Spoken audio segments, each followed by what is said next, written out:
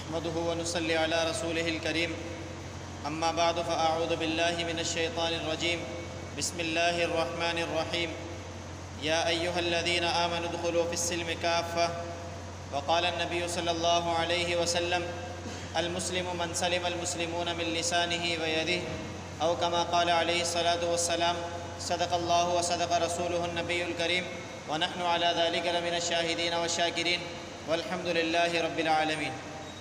میرے بھائیو، دوستو، بزرگوں، میں نے آپ کے سامنے قرآن کریم کی ایک آیت مبارکہ تلاوت کی ہے اور احادیث کے بے شمار مجموعے میں سے ایک حدیث مبارکہ تلاوت کی ہے۔ دعا ہے کہ اللہ رب العزت خود مجھے بھی اس پر عمل کرنے کی توفیق عطا فرمائے، آپ تمام میں سے ہر ایک کو عمل کرنے کی توفیق عطا فرمائے۔ جو حدیث مبارکہ میں نے آپ کے سامنے تلاوت کی، اس کا تعلق اسلام کے 5 بڑے شعبوں میں سے ایک سے ہے۔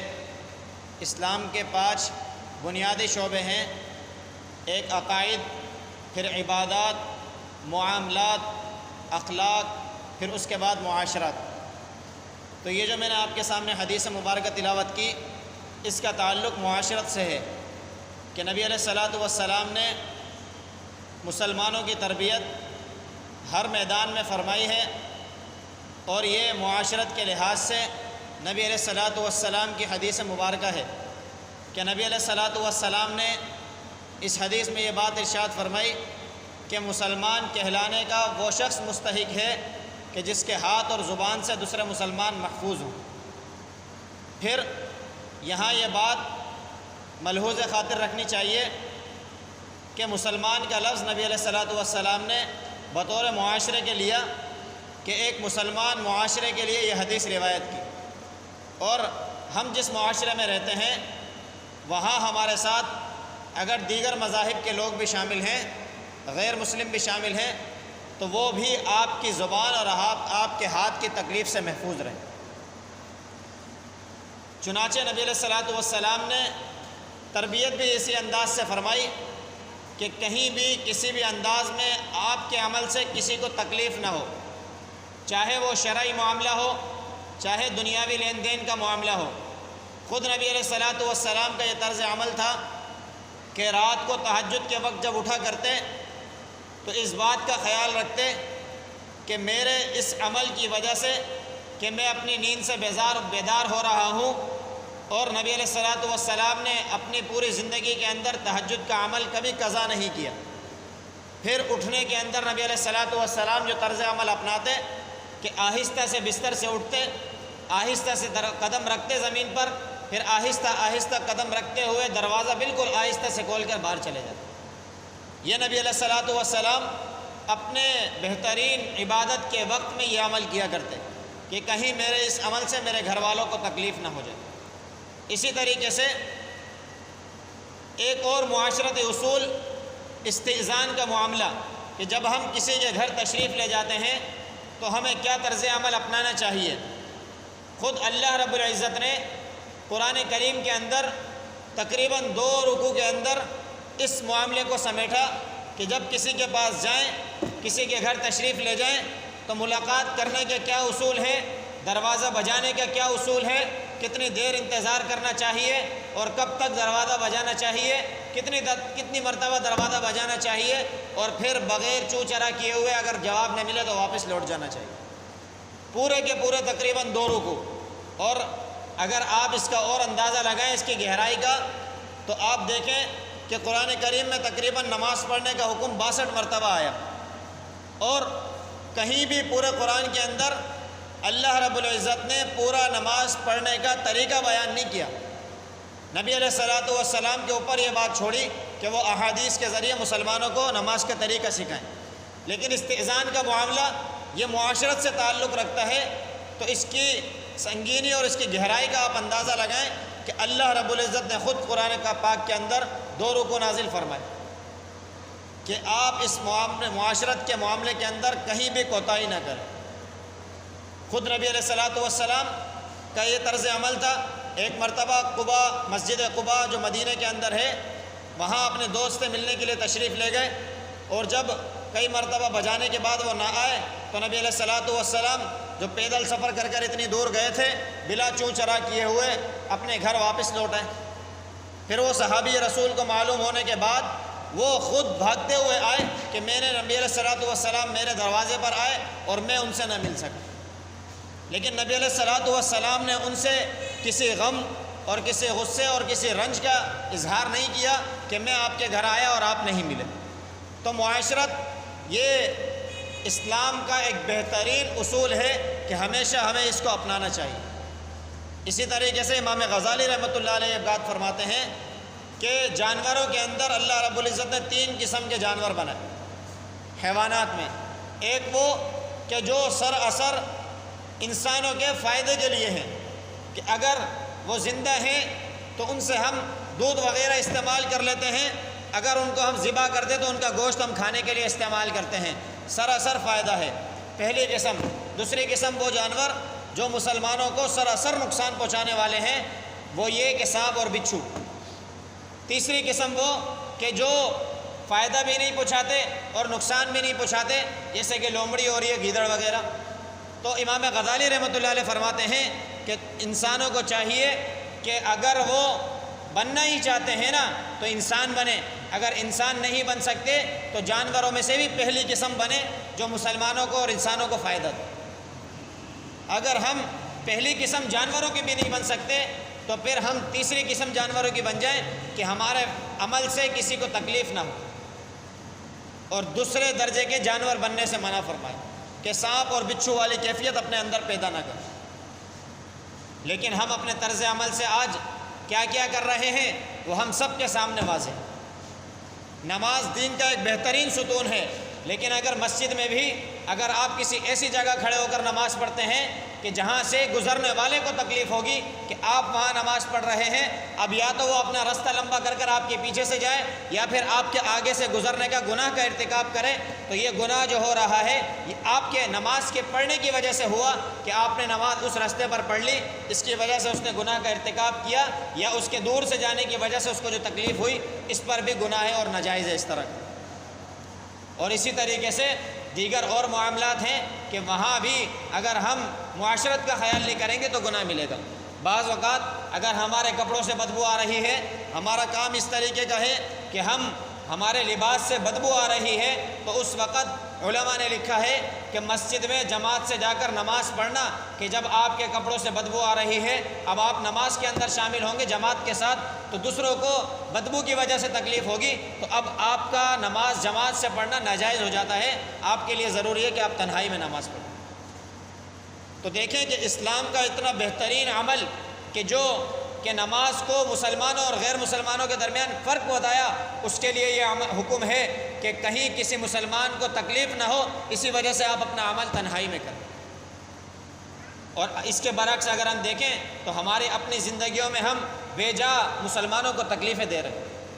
حجر اسود کو بوسہ دینے کا عمل آپ دیکھیں کہ حجر اسود کو بوسہ دینا ایسا ہے کہ سارے کے سارے گناہ جڑ گئے۔ نبی علیہ الصلوۃ والسلام نے بوسہ دیا، صحابہ اکرام رضوان اللہ تعالی علیہ مجمعین نے بوسہ دیا اور بوسہ دینے کی ترغیب بھی دی، لیکن اگر آپ کے بوسہ دینے کی وجہ سے کسی دوسروں کو دھکا لگ رہا ہے اور اس کی وجہ سے کسی کو تکلیف ہو رہی ہے تو اس وقت آپ کا بوسہ دینا ناجائز ہے۔ اور بہت سارے اس طریقے کے واقعات ہیں کہ معاشرت کے اندر ہمیں ان کا خیال رکھنا چاہیے کہ ہمارے عمل سے کسی کو تکلیف نہ ہو۔ پھر 2 عمل شمار کروائے کہ آپ کی ایک زبان سے کسی کو تکلیف نہ ہو، دوسرا آپ کے ہاتھ سے کسی کو تکلیف نہ ہو۔ زبان کے عمل تو یہ کہ کسی کو جھوٹ بول دینا، وعدہ خلافی کر دینا بھی زبان کے اس تکلیف دہ عمل میں آتا ہے، کہ آپ نے کسی کو کہا کہ میں فلاں وقت آپ سے ملاقات کروں گا، اب آپ نے وعدہ خلافی کی تو یہ بھی زبان کے تکلیف دینے کے ذمے میں ہے۔ اسی طریقے سے گھر میں ہم رہتے ہیں، بہن بھائی ہیں، والد والدہ ہیں، اولاد ہے، بیوی ہے، اس کے ساتھ اگر گھر میں ہم رہ رہے ہیں اور اسی طریقے سے کوئی مشترکہ مکان ہے، تو اگر ایک چیز رکھنے کی جگہ متعین ہے اور اگر ہم اس کو اس جگہ سے ہٹا دیتے ہیں اور کسی کو اس چیز کی ضرورت ہوئی اور وہ اس جگہ پر تلاش کی، اگر وہ چیز نہیں ملتی اور اس کو تکلیف ہوتی ہے، اس میں بھی ہم گناہ گار ہوتے ہیں۔ ہم ان چیزوں کا خیال نہیں کرتے، پھر کہتے ہیں کہ بھائی گھر ہمارا ہے۔ ارے بھائی گھر تو آپ کا ہے، لیکن آپ اس بات کی طرف توجہ کیوں نہیں کرتے کہ جس ذات کو آپ تکلیف دے رہے ہیں وہ اللہ کی مخلوق ہے۔ چاہے آپ کی بیوی ہے، چاہے آپ کے بچے ہیں، چاہے آپ کے گھر والے ہیں، چاہے آپ کے والد والدہ ہیں، بہن بھائی ہیں، تو ان کا آپ کے والد والدہ بن جانا، بہن بھائی بن جانا، تو بھائی یہ کوئی گناہ تو انہوں نے نہیں کیا، اللہ نے اگر بنا دیا ہے تو اب آپ کا یہ کہنا کہ میرا گھر ہے اور میں جس طریقے سے طرز عمل اپناؤں، تو یہ بات کوئی معنی نہیں رکھتی۔ اللہ کا حکم اور نبی علیہ الصلاۃ کا عمل ہمارے لیے معنی رکھتا کہ ہم وہ طریقہ اپنائیں جو اللہ کے نبی نے ہمیں کر کے دکھایا، صحابہ اکرام رضوان اللہ تعالی علیہم اجمعین نے کر کے دکھایا، اور ہم اپنے عمل کے اندر ہمیشہ اس بات کے متلاشی رہیں کہ ہمارے عمل سے کسی کو تکلیف نہ ہو، ہمارے عمل سے کسی کے اوپر بھاری نہ گزرے۔ بعض اوقات ایسا ہوتا ہے کہ ہم اپنے عمل سے، اپنے قول و فعل سے دوسروں کو ڈپریشن کا شکار بنا رہے ہوتے ہیں، دوسرے کے اوپر ذہنی دباؤ ڈال رہے ہوتے ہیں۔ یہ سارے کے سارے عمل، یہ سارے کے سارے فساد، یہ مسلمان کا طرز عمل نہیں ہے۔ نبی علیہ الصلاۃ والسلام نے اس حدیث میں المسلم کا لفظ فرمایا۔ المسلم کے اندر آپ دیکھیں کہ سین، لام اور میم، سلم، اسی طریقے سے ادخلوا فی السلم، اسلام کو اللہ رب العزت نے سلم کے لفظ سے تعبیر کیا، سین، لام، میم، وہاں بھی سلم اور یہاں بھی سلم، یعنی مسلمان بھی امن والا ہے، اسلام بھی امن والا ہے۔ اب اس کے درمیان اگر ہمارا کوئی عمل ایسا آتا ہے جو بغیر امن والا ہوگا تو وہ مسلمان کا عمل نہیں ہے۔ پھر ہم اپنا جائزہ لے لیں کہ ہم اپنے آپ کو کس گروہ کے اندر شامل کر رہے ہیں، پھر ہم اپنا جائزہ خود لگا لیں کہ ہم اپنے آپ کو کس پہرائے پر لا رہے ہیں۔ آپ دیکھیں نا کہ فرض نماز کتنی اہمیت کی حامل ہے کہ نبی علیہ الصلاۃ والسلام نے ایک موقع پر یہ بات ارشاد فرمائی کہ میرا دل چاہتا ہے کہ نماز کھڑی ہو جائے اور میں کسی کو امام مقرر کر دوں اور خود باہر تلاش میں نکل جاؤں ان لوگوں کی جو مسجد میں جماعت میں شامل نہیں ہو رہے، ان کے گھروں کو میں جلا دوں۔ اس کے برعکس حکم شریعت کا کیا ہے کہ اگر آپ کے کپڑوں سے بدبو آ رہی ہے تو آپ مسجد کے اندر جماعت میں شامل نہ ہو بلکہ تنہائی میں نماز پڑھ لیں، کسی مسلمان کو تکلیف نہ دیں، آپ کی بدبو سے کسی اور کو تکلیف نہ ہو۔ صرف تکلیف کی وجہ سے اتنا بڑا عمل ساقط ہو رہا ہے۔ اسلام اپنے عمل کو ساقط کر رہا ہے کہ کسی اور کو تکلیف نہ ہو جائے۔ احادیث میں بے شمار جگہ پر یہ ارشاد آئے کہ کسی جانور کی مدد کر دینے پر، کسی حیوان کی مدد کر دینے پر اللہ رب العزت نے بڑے بڑے بزرگوں کی مغفرت فرما دی، کہ وہ واقعہ میں نے پہلے بھی سنایا، بخاری شریف کی روایت میں آتا ہے کہ ایک فاحشہ عورت نے ایک کتے کو پانی کنویں سے نکال کر پلا دیا جو موت کے قریب پہنچ رہا تھا اور اس کی جان بچ گئی، تو اللہ رب العزت نے اس کو اس عمل کی وجہ سے مغفرت فرما دی کہ اس نے میری مخلوق کے اوپر رحم کیا، اس کو تکلیف سے بچا لیا۔ آج ہم اپنے عمل پر غور نہیں کر رہے، ہم چلتے ہوئے جا رہے ہیں، کسی کو دھکا لگ جاتا ہے تو ہم دیکھ کر یہ بھی نہیں دیکھتے کہ کس کو کیا لگ گیا۔ ہم گاڑی چلاتے ہوئے جا رہے ہیں، پانی سے چھینٹے اڑ رہے ہیں، ہم اس کا بھی لحاظ نہیں کرتے کہ کسی کے کپڑوں پر لگ رہے ہیں تو اس کے اوپر کیا گزرے گی، ہم جو بات کہہ رہے ہیں اس سے کیا گزرے گی۔ ہم اونچی آوازوں میں بات کر رہے ہیں۔ ایک موقع پر حضرت عمر فاروق رضی اللہ تعالی عنہ کے وقت میں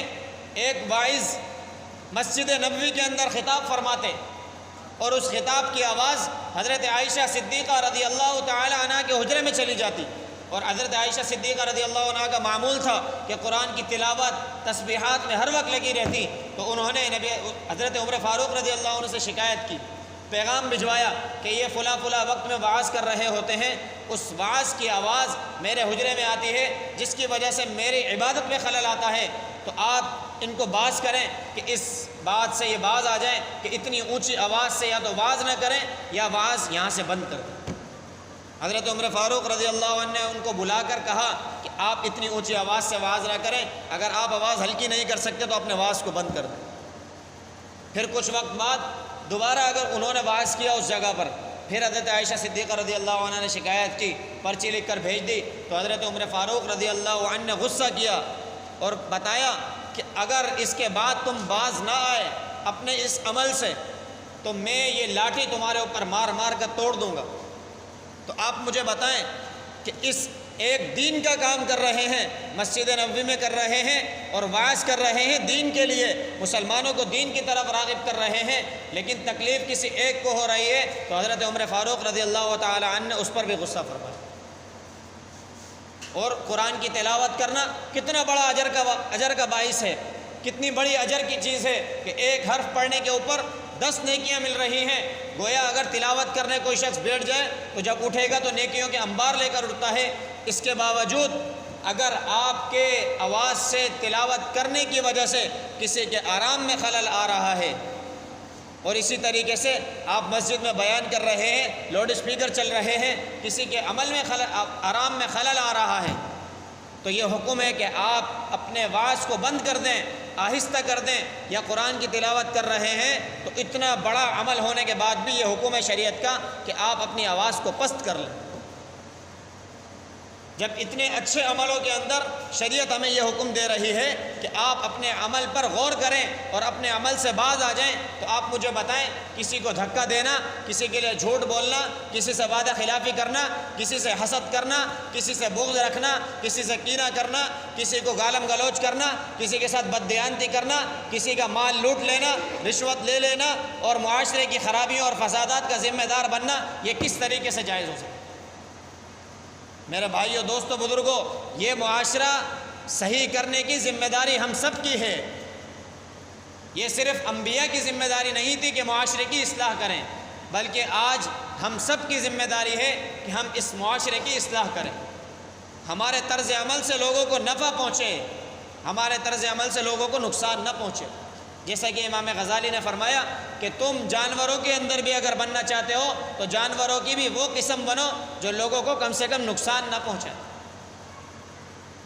تو میرے بھائیوں، دوستوں، بزرگوں، ہم سب کو اپنی فکر کرنے کی ضرورت ہے کہ ہمارے پڑوسی کو ہم سے تکلیف نہ ہو، ہمارے ساتھ چلنے والوں کو ہم سے تکلیف نہ ہو، ہمارے ساتھ زندگی گزارنے والوں کو تکلیف نہ ہو۔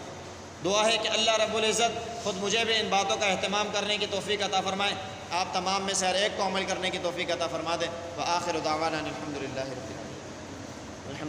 رب العالمین والعاقبۃ للمتقین۔